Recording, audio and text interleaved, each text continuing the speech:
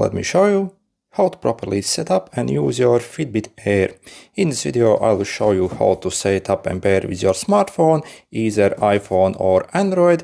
Also how to use all the functions of it, how to operate it, how to wear it, everything that you need to know about it, and also a bunch of cool tips and tricks as well about this tracker. And first let's check out the tracker itself and everything that we get on it.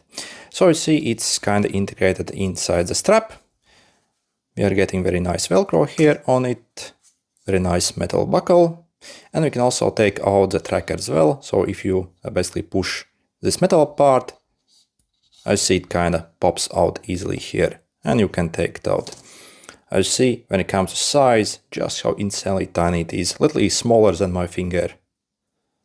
The size is absolutely ridiculous on it. On the top and also bottom we are getting our charger pins and then all the sensors in the middle. To insert it back in, simply pop in here, push in the first edge and also with other finger the other one. And to wear it, simply pop it on your hand, make sure the tracker is underneath and then simply cover with the Velcro strap. I see the size is absolutely awesome on it. For example, if I compare to my smartwatch, so like Samsung Galaxy Watch, so you see, you really can't even feel that you have something on when you actually wear this thing. And to be able to connect to your phone, first we have to actually power on our tracker. So simply grab your charger. So the way we turn it on is by simply plugging in a charger. It doesn't have any buttons. So you see you can attach your charger, it's a magnetic charger. Then we simply insert in any like Type-C port, maybe like a charger. And once it turns on, you'll see this tiny light here. And for the setup process, you need to actually leave it on a charger. So simply leave it aside and then simply go either in your Apple App Store or Play Store and download the Google Health app. So this is what it looks like. And then let's open it up. So yep, you want to allow all these permissions here. And next we either need to sign in with Google or Fitbit. So let's pick this one. Yep. Allow all the notifications. And in this app, simply click here and click Add More Devices. Then select your Fitbit AIR. Start setup. Yep, so we can, it appears, only use one tracker on the same account. Agree to the terms. Continue. So you see it's now searching for it. Also I heard tiny vibration on the tracker. Yep, allow pairing request. It also offers to view warranty for it. And also we have to update it first. Let's do that. And simply wait. And once updated, as you see it's ready. And it also shows you how to use the device.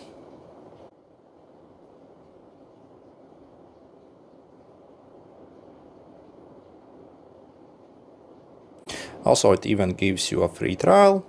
You can try. And we are pretty much done. And next let me show you how to track a workout using your Fitbit AIR.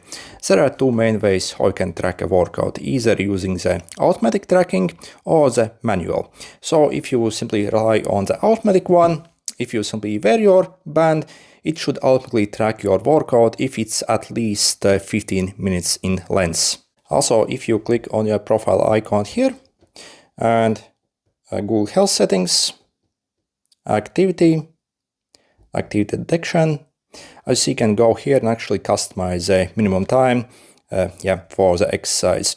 As you see by default for literally all of these we are getting 15-minute minimum like time. So if you for example run for 10 minutes it actually won't record the exercise, which is absolutely stupid in my opinion. So but we can actually change it to 10 minutes. So that's the minimum you can actually choose for any exercise. So you want to go here and set it for 10 minutes. In my opinion, 10 minutes still is way too long. There shouldn't really be any limit whatsoever. So again, this is very stupid in my opinion. Also another negative for the automatic tracking is if you actually rely on the automatic tracking, it won't record the GPS date and your distance and more advanced settings. So for example, if I check, like I did a walk here, if I manually start, you can see your map here, distance, like pace. So you see pretty decent stuff here. So it tracks pretty much everything here, as you see. But yeah, if you actually utilize automatic tracking, it won't actually record that stuff, again, which is absolutely stupid. Also, another drawback of this tracker is it actually does not have internal GPS. So it simply relies on your phone's GPS. So if you want to track a workout, again, you simply have to have your phone basically in your pocket, essentially, if you want to actually track the distance. And then how to manually start the workout. So if you go in the fitness here, I see you have different workouts. For example, I see you can click here. So I see you have different workouts that you can choose from. So I can pause and see what we have. Definitely when it comes to amount, it's definitely nowhere as much as on other like smartwatch. So maybe like 5 times less usually than you get on other smartwatch. So yeah, if you want to, for example, start walking exercise, you would click here. And essentially this is what you can see. And this is all you can see. So yeah, if you actually start this workout tracking in the manual mode, as I'm showing, it also will record the GPS. So your phone will simply pass the GPS signal to your watch and will record. And once you end the workout, it should save. Okay. Also another limitation I have found on this band. After you actually end the workout, it takes huge amount of time before the data actually becomes available. So for example, when I did this walk, it literally took like 20 minutes for me before I could actually see my map and all the data. And next, let me show you all the other features that we get on this band. Also, if you're wondering if we can perhaps interact with a band, so maybe click something on it to do something, then unfortunately not. So for example, also if you receive a notification on your phone, you won't know it. So it won't actually vibrate for any notifications, which is quite limiting in my opinion. Also, for example, there's no way how to start exercise manually from the band, so you have to actually use your phone app to start exercise. Obviously, we can't know our time, basically how many steps we have done. So it's simply like, simply accessories that you wear on your wrist. So, and again, you can't really do anything with it. It simply gathers the data and sends everything to your phone. So that's all you're getting on it. But also, I suppose there is one thing that you can do with it. You can actually set alarms on it. So, and it will vibrate. So if you go here in the Fitbit AIR, I see you can click here and set alarm. For example, yeah, you can change your time here to whatever you need. Also, it has got this smart wake alarm as well. So if you enable this smart wake feature, it essentially will check your sleep stage in which you are. So, and will try to wake you up in the best possible time, essentially. So you feel the most rested. I think this is excellent feature. So make sure to enable it here. And yeah, once you save alarm, basically once the alarm rings, you will feel vibration on your arm. So it's actually quite strong. You can set, I will show you that a bit later. If you want to dismiss the alarm, you simply double tap. So like this, and the alarm will get dismissed. So yeah, if you, for example, click here again on your Fitbit and go in the device preference, as you can adjust the vibration intensity. So we want to set it to high to obviously be able to wake us up. So on the low, definitely it's too weak. And also, yeah, make sure to set your wrist preference if you actually want to wear it on the other hand. Also, we can actually share the heart rate to, for example, like a treadmill as well. So it has got this feature as well, which is kind of cool. When it comes to other features, you can also set like high and low heart rate alarms. And also this has got this AFIB detection as well. So like irregular heart rhythm. So it also has got that. So if this band essentially detects that you maybe have some problems with your heart, it also will notify you. Also, one of my favorite features on Fitbits is this cardio load feature. Essentially, it gives you a score of how active you have been during the day. Also, you can see the graph and how you have actually earned your score here, for example, for the day. Also, what's absolutely awesome about this one, it also takes into consideration all the non-tracked activities. So if you're basically like doing some household chores, other smartwatch won't be able to basically do anything near what this can do. So you see this cardio score, for example, for this day, consisted of literally 90% of activities that I simply did not track. So for example, I was quite active during the day, but again, those activities that I did weren't workouts. I was simply basically maybe chopping some wood outdoors, maybe doing some gardening. So you see, it simply picks up everything that you do.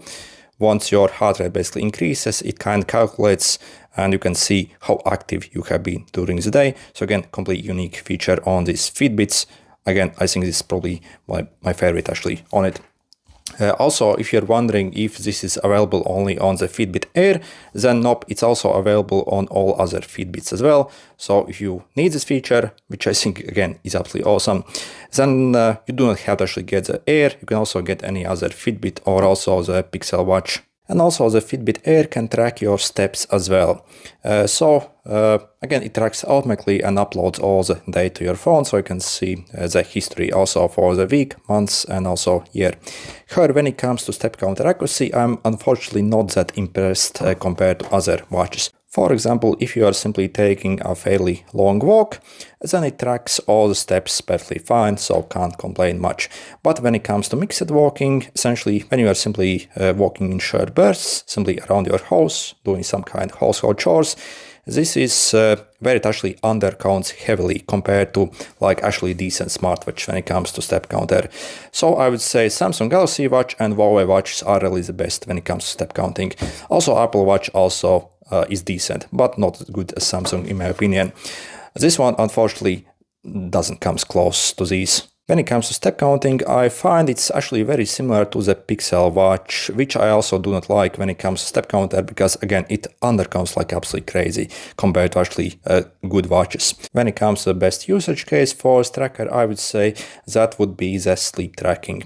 So yeah, due to the excellent shape and comfort of it, so when you actually wear it, you really can't even feel it, and the whole unit with the strap only weighs 12 grams. So if you compare to the Whoop or any smartwatch, again, it's simply totally in next level. If you're wondering what, for example, the sleep date looks like, so you can see your score here, duration, the sleep stages, sleep quality.